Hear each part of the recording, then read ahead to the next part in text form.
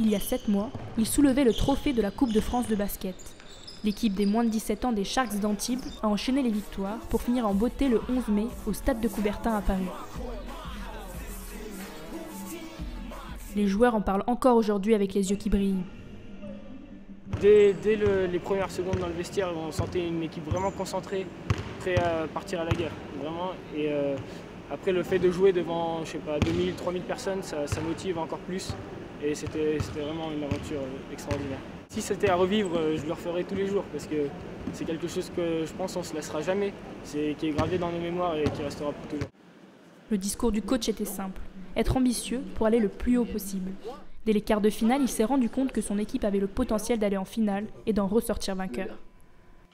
On gagne la coupe sur un match très intéressant au niveau basket parce qu'on joue une équipe qui est euphorique au niveau de l'adresse. Et nous, je pense qu'on était vraiment bons. On était vraiment bons, on jouait vraiment un bon basket. On avait beaucoup de joueurs capables de jouer un bon basket.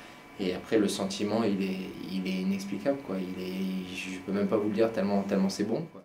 Une victoire collective, puisque 5 joueurs d'Antibes ont marqué plus de 10 points pour s'imposer face à Gravelines.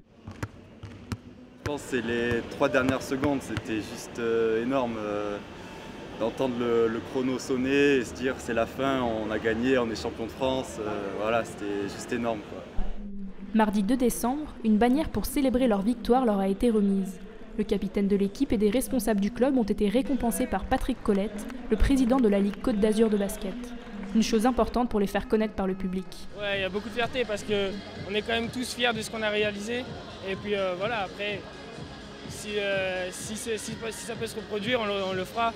Mais c'est bien de pouvoir montrer à tous ces gens-là qu'on travaille bien aussi au centre de formation et qu'on travaille fort pour venir remplacer plus tard les joueurs qui seront sur le terrain qui vont regarder après.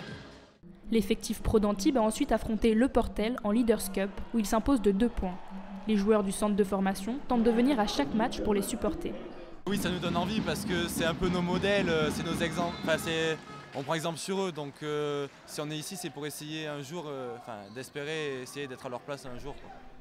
Chacun d'eux rêve de fouler un terrain de basket en tant que joueur professionnel, pour gagner encore de nombreux titres à Antibes ou ailleurs.